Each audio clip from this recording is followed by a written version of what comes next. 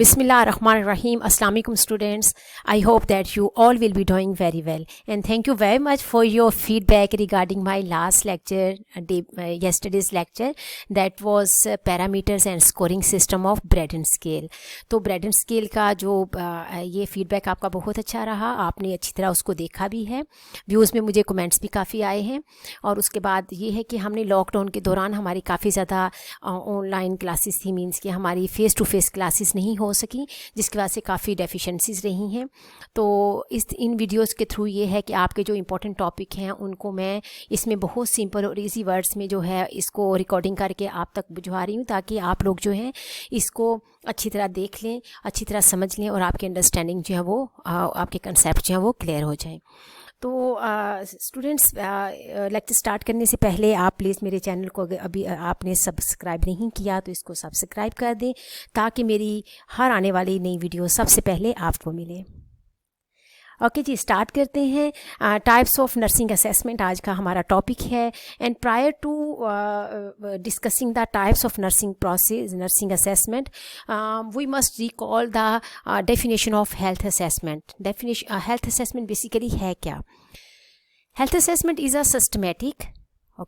systematic, deliberate and interactive process by which nurses use critical thinking to collect, validate, analyze and synthesize the collected information in order to make judgment about the health status and life process of individuals, families and communities. तो students, health assessment क्या है कि एक systematic process है, एक ये process के through जा रहा है। ये नहीं कि हमने डायरेक्ट पेशेंट की ऑब्जर्वेशंस की हैं और हमने नर्सिंग डायग्नोसिस या असेसमेंट हमारी कंप्लीट हो गई है। नहीं, हमें फ़र्स्ट ऑफ ऑल पेशेंट की ऑब्जर्वेशंस करनी होती हैं, हमें पेशेंट का इंटरव्यू लेना है, हमें पेशेंट की हिस्ट्री लेनी होती है, उसके बाद उसका डाटा सारा कलेक्शन करना है, और उसके बाद हमने फिजिकली एग्जामिनेशन पेशेंट का करना है हेड टू टो, और उसके बाद हमारी फाइंडिंग्स आएंगी। फिर हम उनको, और ये डेलिब्रेटली होगा, हमने कॉन्शियसली अटेंटिवली प्रेजेंट माइंडेड हो के हमने पेशेंट का डाटा कलेक्ट करना है। बिकॉज कि हमारी जो हेल्थ असेसमेंट, जो हमारा हेल्थ असेसमेंट है, जो हमारा इसका एनसीपी का फर्स्ट पार्ट है, मीन्स कि नर्सिंग केयर प्लान का हमारा फर्स्ट कंपोनेंट जो है वो असेसमेंट है। जितनी हमारी असेसमेंट जो एक्यूरेट होगी, उतना ही हमारा नर्सिंग डायग्नोसिस जो है वो प्रॉपर होगा, और जितना हमारा नर्सिंग डायग्नोसिस प्रॉपर होगा, उतनी हमारा प्लान जो है वो फोकस्ड होगा, और प्लान जितना फोकस होगा वो भी मीन्स के इफ़ेक्ट करता है हमारे इंटरवेंशन पे। ठीक है, तो क्या है कि हेल्थ असेसमेंट एक सिस्टमेटिक प्रोसेस है। हम सब्जेक्टिव ऑब्जेक्टिव डाटा इकट्ठा कर रहे हैं, और सब्जेक्टिव ऑब्जेक्टिव डाटा के लिए भी मेरी एक प्रेजेंट जो लास्ट टाइम मैंने बनाई है, एक लेक्चर बनाया है बहुत इजी और सिंपल वर्ड्स में, वो मेरे चैनल पे होगा, आउटस्टैंडिंग नर्सिंग चैनल पे। तो आप उसको भी एक दो बार देखें, ताकि आपको उसकी भी अंडरस्टैंडिंग जो क्लियर हो जाए। तो उसके बाद क्या है कि हेल्थ असेस में एक सिस्टमेटिक है, अटेंटिवली हमने देखना है, एक इंटरैक्टिव प्रोसेस है, मींस कि हमें इंटरेक्शन पेशेंट के साथ, उसकी फैमिली के साथ, बाकी जो हमारे हेल्थ के प्रोवाइडर्स हैं उनके साथ इंटरेक्ट करके तो उसको हमने उसमें पुट करना होता है।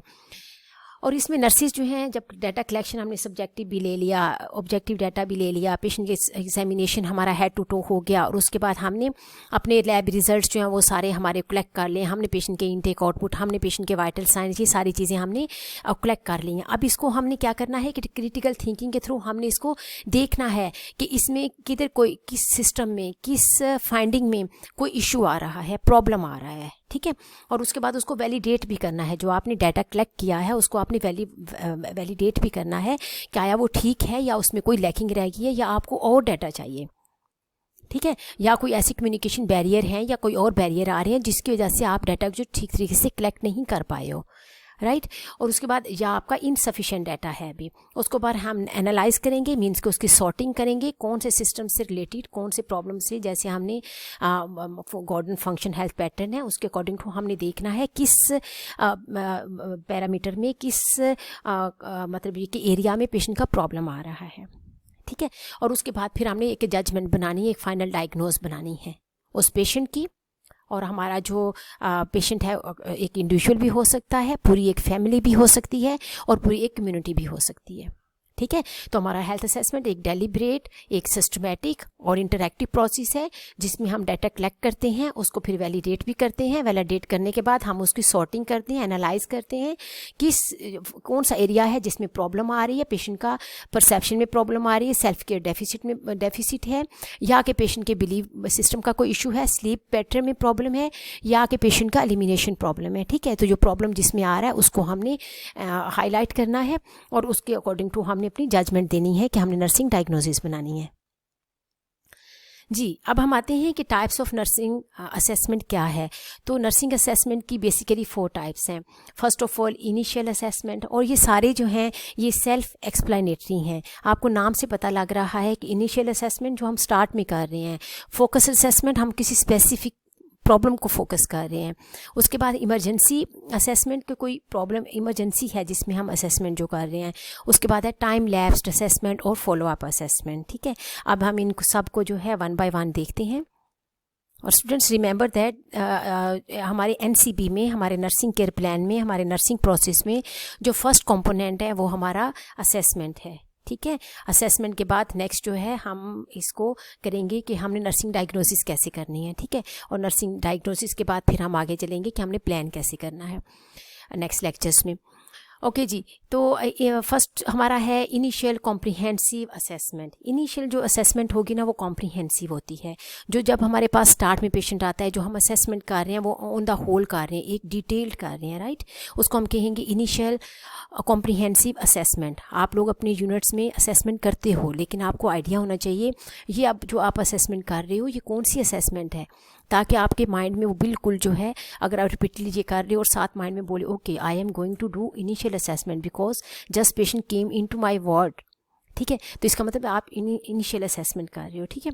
An initial assessment also called an admission assessment is performed when the client enters a health care from a health care agency. किसी भी हेल्थ केयर में आया है, किसी भी हेल्थ केयर एजेंसी से, एजेंसी हो सकती है या ये कि मतलब पेशेंट फ्रॉम होम आ सकता है या वो।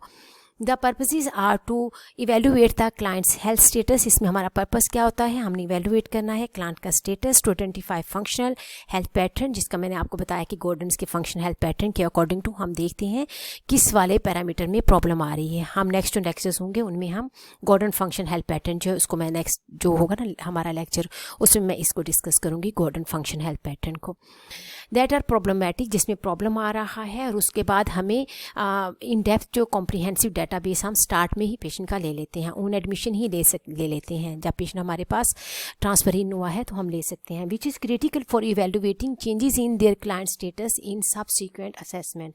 तो इससे हमें एक बेस लाइन का एक डाटा होगा और जब फर्दर हमने असेसमेंट करनी होगी तो हमें आइडिया होगा कि पेशेंट का पहले स्टेटस जो है वो क्या था। जैसे आपके पास अगर कोई पेशेंट गायनी का आता है तो हम फर्स्ट ऑफ ऑल जब फर्स्ट ही विजिट होता है तो हम क्या करते हैं कि हम उसको हेड टू टो एक सब एग्जामिन कर लेते हैं, राइट।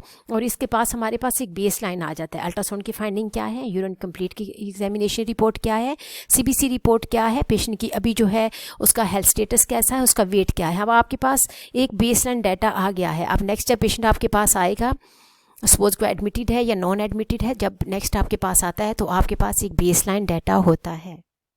तो इनिशियल असेसमेंट क्या करती है, हम ऑन एडमिशन करते हैं और हमें ये कॉम्प्रिहेंसिव है, राइट।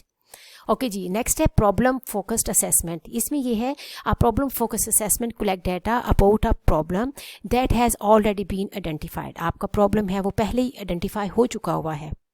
इनिशियल असेसमेंट में this type of assessment has a narrow scope. इसका नैरो स्कोप है और शॉर्टर टाइम पीरियड है एज़ कम्पेयर टू इनिशियल, क्योंकि इनिशियल को हम डिटेल में कर रहे हैं, उसमें हम टाइम भी ज़्यादा दे रहे हैं और हमारा फोकस जो है वो भी ब्रॉड है। In focus assessment nurse determine whether the problem still exist and whether the status of the problem has changed. ठीक है। सपोज कि आपके पास पेशेंट आया है हेमरेज के साथ, तो आप उसका, अगर पेशेंट हाइपोटेंशन के साथ आया है, पेशेंट जो है टैकीकार्डिया या ब्रेडी के साथ है, तो अब क्या है, आप उसका प्रॉब्लम फोकस जो है, प्रॉब्लम आप उसका ये है कि उसको गैस्ट्रोएंटेराइटिस है, मीन्स कि बार बार वॉमिटिंग वगैरह हो रही है। तो आप क्या है, आप उसी प्रॉब्लम के अकॉर्डिंग टू देखते हो कि पेशेंट का जो ब्लीडिंग है वो पहले से कम है, ज़्यादा है, या कि ख़त्म हो चुकी है, मीन्स के स्टॉप हो गई है ब्लीडिंग। और उसके बाद अगर पेशेंट का ब्लड प्रेशर है तो वो क्या नॉर्मलाइज हो गया है या पहले से वर्स हो गया है, या कि प्रॉब्लम और ज़्यादा वर्स हो रही है, या कि रिजॉल्व हो गई है। ठीक है। ओके, इमरजेंसी असेसमेंट क्या है कि जो इमरजेंसी में आपका पेशेंट ऐसा है जो आपके पास आया है और इस टाइम लाइफ थ्रेटनिंग सिचुएशन है, तो आप उसको बाकी इनिशियल असेसमेंट प्रॉब्लम फोकस नहीं कर रहे हो, लेकिन इमरजेंसी के लिए जैसे ABC है, एयरवे, ब्रीदिंग या सर्कुलेशन वगैरह को देख रही हो, पेन पेशेंट को बहुत ज़्यादा है या पेशेंट का ब्रीदिंग है प्रॉब्लम है, तो आप पहले उसको देख रहे हो, ठीक है। तो अब एक पेशेंट आपके पास कोलैप्स आया है, तो आपको ये कंसर्न नहीं है कि इस पेशेंट का जो है न्यूट्रिशन लेवल क्या है, इस पेशेंट का सेल्फ परसेप्शन क्या है, इस पेशेंट का बावल क्या है। तो आपको अभी जो है आपने उसकी कार्डियक एक्टिविटी को रीस्टार्ट करना है, मीन्स के आपने उसको ब्रीदिंग अगर है तो ब्रीदिंग का इश्यू को आपने मीन्स के उसको फोकस करना है, राइट। तो इमरजेंसी क्या है, emergency assessment takes place in life threatening situation in which the preservation of life is the top priority. इसमें आपने जो पेशेंट है उसकी लाइफ को आपने देखना है, उसकी ब्रीदिंग को, उसकी सर्कुलेशन को, ठीक है, उसके एयरवेज को। Time is the essence rapid identification of an intervention for the client's health problem. और इसमें टाइम जो है वो हमारा बहुत ज़्यादा इम्पॉर्टेंट है, क्योंकि जल्दी जितनी हम उसको इंटरवेंशन देंगे उसकी मीन्स के जो इमरजेंसी है उसको एयरवे या ब्रीदिंग या सर्कुलेशन को करेंगे, उतना ही पेशेंट के जो प्रोग्नोसिस के चांसेस है वो बेहतर होंगे या पेशेंट के सर्वाइवल चांसेस जो है वो अच्छे होंगे, ठीक है। Often the clients difficulties involve airway, patient का ब्रीदिंग का कोई प्रॉब्लम है, कोई एयरवे में मीन्स के कोई ब्लॉकिंग है, या फिर ये है कि एयरवे जो है बिल्कुल ब्रीदिंग स्टॉप है, और उसके बाद क्या है कि सर्कुलेटरी प्रॉब्लम है, पेशेंट कोलैप्स है, ब्लड की सर्कुलेशन नहीं हो रही है, कार्डियोपल्मोनरी अरेस्ट में पेशेंट है, तो हमें CPR करके पहले पेशेंट का जो हार्ट है उसको करना है। Abrupt changes in self concept, जब पेशेंट कोई है वो सुसाइडल अटैक, सुसाइडल थॉट्स हैं उसके, तो हमने इस टाइम हमारा फोकस क्या है, उसके सुसाइडल थॉट्स हैं, वो जो अग्रेसिव हुआ है या वो ये थॉट्स हैं उनको एड्रेस करना, ना ये कि वो पेशेंट जो है उसको डिप्रेशन किस वजह से है, क्यों है, कितना है, कैसे है, फैमिली के साथ क्या रिलेशन है, वो बात की बात है, लेकिन अभी हमें इस चीज़ को डिस्कस करना है focus. Emergency assessment focus on few essential health pattern and is not comprehensive. ये कॉम्प्रिहेंसिव नहीं है जितनी जो कि जैसे कि हमारी फर्स्ट वाली इनिशियल है। उसके बाद है स्टूडेंट्स 4 हमारी टाइप है, time lapsed assessment, time lapse assessment और ऑन गोइंग असेसमेंट भी इसको कहते हैं, और फॉलो अप असेसमेंट भी कहते हैं। is another type of assessment takes place after the initial assessment to evaluate any change in the client's functional health. Nurses perform time-lapse assessment when substantial period of time has lapsed between assessment. तो आपका patient जो है आपने पहले assessment की है, अब दो उसके दरमियान में अब वो ये पेशेंट का पीरियोडिकली भी हो सकता है, मीन्स के पेशेंट जो है आप उसके वाइटल साइंस जो हैं वो आप पीरियोडिकली आउटपुट कर रहे हो, या और उसके बाद आपने जैसे जो है पेशेंट का क्लिनिकल विजिट है, मीन्स के फॉलो अप में पेशेंट आया है, डिस्चार्ज हो चुका है, उसके बाद आ रहा है, या आप होम विजिट के दौरान पेशेंट का जो असेसमेंट करते हो, या ये कि हेल्थ या फिर डेवलपमेंट का जो स्क्रीनिंग वगैरह की जाती है उसके लिए।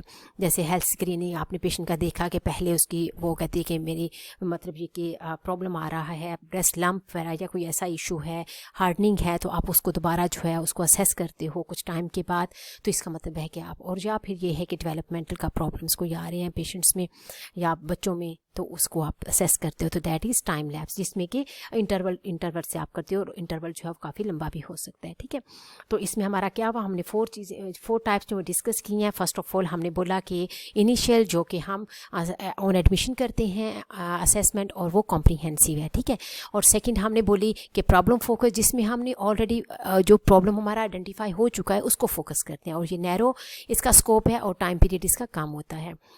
ओके जी। इमरजेंसी जिसमें हम लाइफ थ्रेटनिंग सिचुएशन को एड्रेस करते हैं, जैसे कि एयरवे, ब्रीदिंग और सर्कुलेशन को। टाइम लैप्स जो कि हम फॉलो अप पे करते हैं, या फिर पेशेंट जो है होम विजिट के दौरान करते हैं, या फिर ये है कि जो पेशेंट का हम पीरियोडिकली कर रहे हैं, ठीक है।